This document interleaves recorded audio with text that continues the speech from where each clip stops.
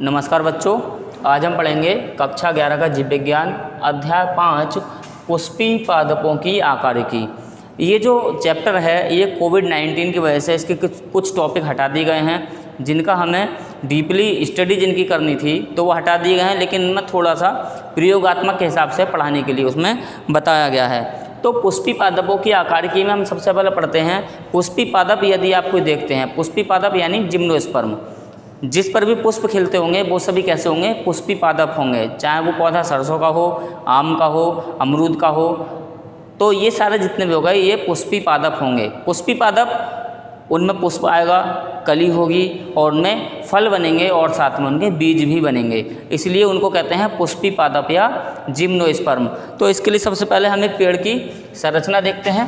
पेड़ किस टाइप का होता है?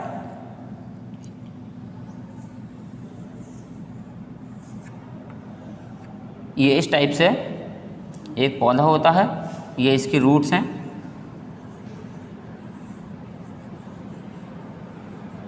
ये इसकी रूट्स हैं और रूट्स के बाद इसमें पत्तियां होती हैं।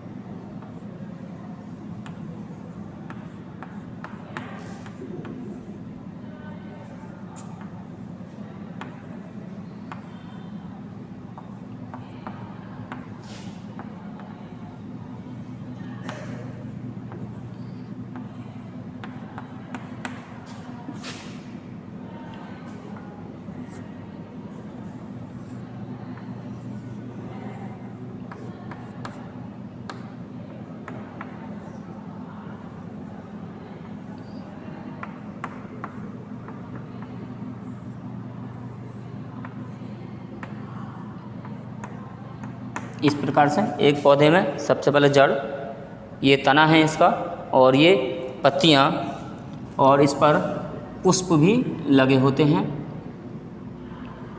मान लीजिए हमने इस पर पुष्प लगा दिए, इस तरह इस पर पुष्प भी लगे होते हैं। कुछ कली भी होती हैं।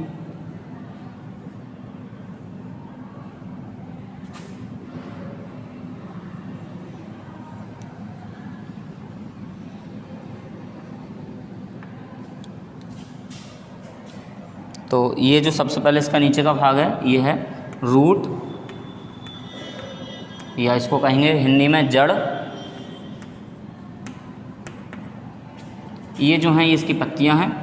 लीफ, लीफ जब एक पत्ती होगी तब उसको लीफ कहेंगे, लेकिन जब बहुत सारी पत्तियां होंगी तो उसको लीव्स कहते हैं। लीफ का प्लूरल जो है वो लीव्स है, तो इसको लिख देंगे पत्ती।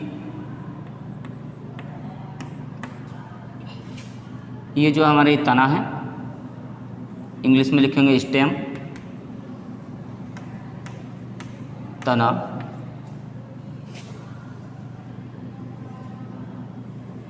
ये है इसका फ्लावर या फूल।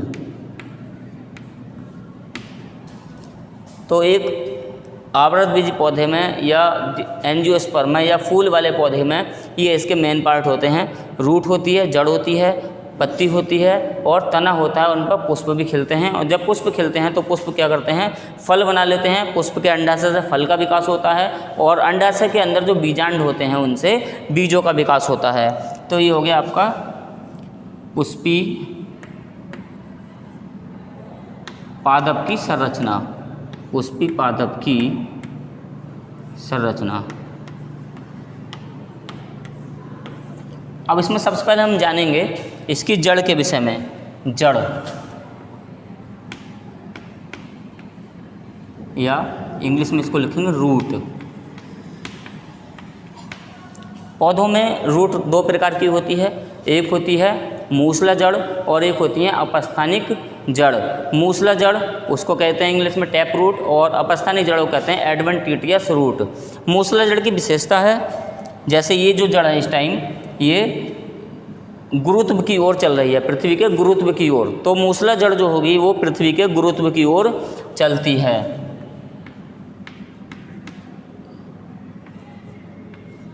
गुरुत्व की ओर या गुरुत्वाकर्षी भी इसको लिख सकते हैं, गुरुत्वाकर्षी ये जड़ें होती हैं और जमीन की ओर चलती हैं। दूसरी जो जड़ है, पहली जो जड़ होती है ये बताई मैंने कौन सी है, मूसला जड़। मूसला जड़ या इंग्लिश में बात करें टैप रूट। टैप रूट तो ये मैंने बताया ये कैसी होती हैं, गुरुत्वाकर्षी। गुरुत्वाकर्षी जड़ होती हैं और पृथ्वी के गुरुत्व की ओर चलती हैं। ये जड़ बच्चों मूसला जड़ ये पौधे के मूलांकुर से विकसित होती हैं। किससे विकसित होंगी, मूलांकुर से। मूलांकुर से विकसित होती हैं, विकसित होती हैं। और ये टैप रूट या मूसला जड़ जो हैं ये ज़्यादातर किस में पाई जाती हैं, द्विबीजपत्री में, द्विबीजपत्री पौधों में।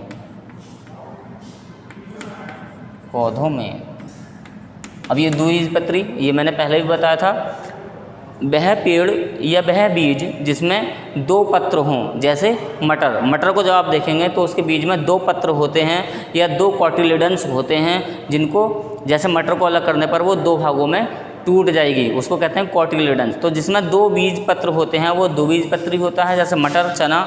और जिसमें एक बीज पत्र होता है केवल, वो एक बीजपत्री या मोनोकॉट होता है, जैसे चावल।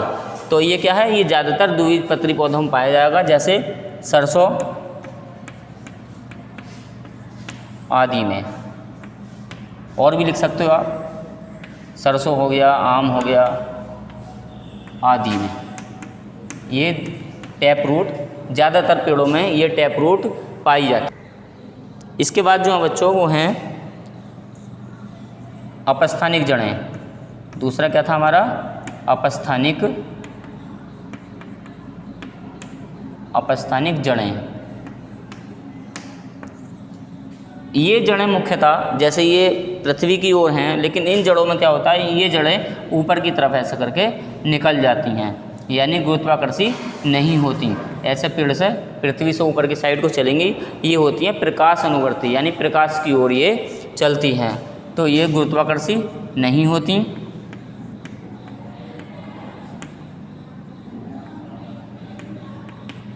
गुरुत्वाकर्षी नहीं होती। और जैसे ये मूलांकुर से विकसित थीं, ये मूलांकुर से विकसित नहीं होती। मूलांकुर से विकसित नहीं होती।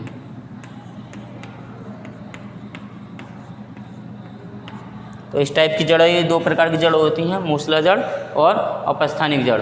जो इनके अलावा कुछ जड़ें ऐसी होती हैं जो अपने आप को रूपांतरण कर लेती हैं, जैसे गाजर, मूली, शलजम। इसमें क्या है, इसमें ये भोजन संग्रहित करने के कारण फूल जाती हैं। शलजम है, शलजम की जड़ फूल जाती है, तो उसे क्या कहते हैं, उस जड़ को कहते हैं कंद। तो इस प्रकार से ये जड़ें हैं। और जड़ों का कार्य जो होता है, भूमि से पानी और खनिज लवण को अवशोषित करके पत्तियों तक या पौधे के भागों तक पहुंचाना। क्योंकि जाइलम और फिलोएम इसमें पाए जाते हैं, तो जाइलम की सहायता से जल और खनिज पौधे के विभिन्न भागों तक या पत्तियों तक पहुंचता है। तो ये हमने मूसला जड़ पढ़ी, अपस्थानिक जड़ें पढ़ी और इस प्रकार जड़ों। इसके बाद बच्चों हम पढ़ेंगे तना। तने कई प्रकार के होते हैं वैसे तो, लेकिन मुख्यतः हैं सायान या प्रोकम्बेंट और विसर्पी। ये दोनों क्या करते हैं, ये पृथ्वी पर रेंग कर चलते हैं, रेंग कर चलते हैं। और ये भी क्या होगा, ये भी पृथ्वी पर रेंग कर चलेंगे, लेकिन इसमें इंटरनोड से शाखाएं निकलती हैं और इसमें शाखाएं नहीं निकलती। रेंग कर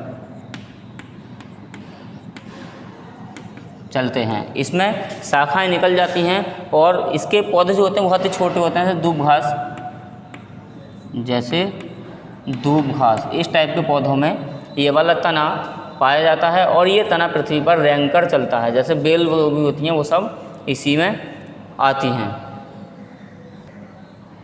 इसके अलावा तने जो बड़े पौधे होते हैं उनमें कठोर काष्ठीय तने होते हैं। तना प्रकाश अनुवर्ती होता है, मतलब प्रकाश की ओर चलता है और गुरुत्व की ओर नहीं चलता। मतलब तना जो है, जैसे ये तना है, ये किसकी ओर चलेगा, ये प्रकाश की ओर को वृद्धि करता है। तने पर बहुत सारे जैसे ये पार्ट्स लगे हुए हैं, लीव्स और नोड्स, इंटरनोड्स, फ्लावर, ये सभी तने पर लगे होते हैं और इस पर पर्व संधियाँ तथा कलिकाएँ भी, जैसे कलिका है ये, कलिकाएँ भी पाई जाती हैं। इसके बाद पढ़ेंगे बच्चों पत्तियाँ। पत्तियाँ मैंने अभी आपको फ्लावर में बनाकर दिखाई दी, प्लांट में बनाकर दिखाई दी, फ्लावर पत्तियाँ सब, ठीक है। तो पत्तियाँ क्या होती हैं, पत्तियाँ पौधों में प्रकाश संश्लेषण अभिक्रिया करती हैं। प्रकाश संश्लेषण क्रिया द्वारा पत्तियाँ भोजन बनाती हैं। पत्तियों में क्लोरोफिल पाया जाता है। पत्तियाँ ज़्यादातर हरे रंग की होती हैं और वो भोजन बनाती हैं और उस भोजन को पौधे के विभिन्न भागों तक या पेड़ के विभिन्न भागों तक उसको फ्लोएम के माध्यम से उसको डिस्ट्रीब्यूट कर देती हैं। पत्तियों के भाग हैं, पत्ती की 3 भाग होते हैं, पर्णाधार, पर्णवृंत और पर्णफलक। इसके अलावा पत्तियों में एक पाया जाता है सिरा विन्यास। सिरा विन्यास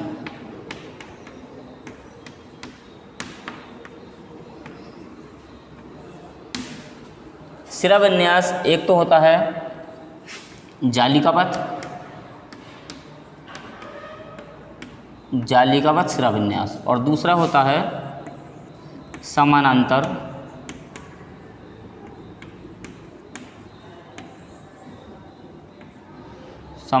सिरा विन्यास।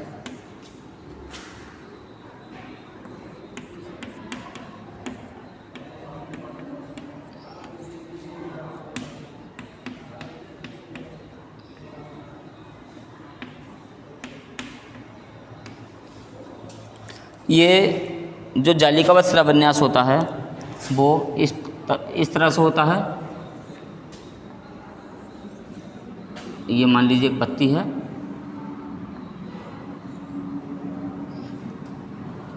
ये जो लाइंस हैं जो मैं बना रहा हूँ ये कहलाती हैं सिरा विन्यास।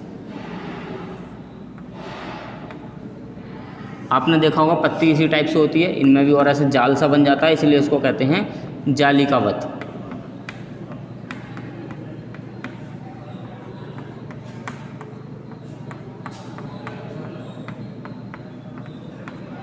जालिकावत सिरा विन्यास। ये जालिकावत जो सिरा विन्यास है ये पाया जाता है द्विबीजपत्री पौधों में।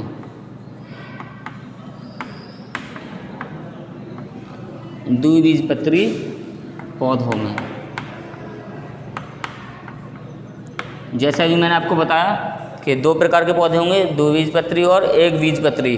तो द्विबीजपत्री पौधों की पत्तियां जो होंगी वो इस प्रकार की होंगी, और जबकि समानांतर सिरा विन्यास जो होगा उसकी पत्ती, जैसे दूब घास, गन्ना, धान, चावल आदि, उसकी पत्ती इस प्रकार से होगी और इसका सिरा विन्यास जो है वो सीधे लाइन होंगी, बिल्कुल समान अंतर के साथ।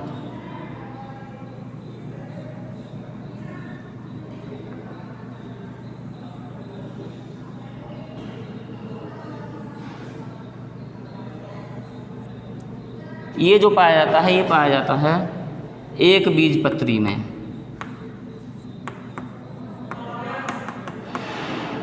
एक बीजपत्री पौधों में। इस प्रकार से 2 प्रकार का जालिकावत और समानांतर शिराविन्यास पौधों में पाया जाता है। तो बच्चों, आज हमने पढ़ा पौधे के विभिन्न भाग, जड़, तना, पत्ती आदि। और आज की वीडियो में इतना ही। ये जो आपका वर्क है ये सब PDF के माध्यम से भेज दिया जाएगा और इसको अपने जो वर्क है कॉपी में अच्छे से ध्यानपूर्वक इसको आप नोट कर लें। धन्यवाद।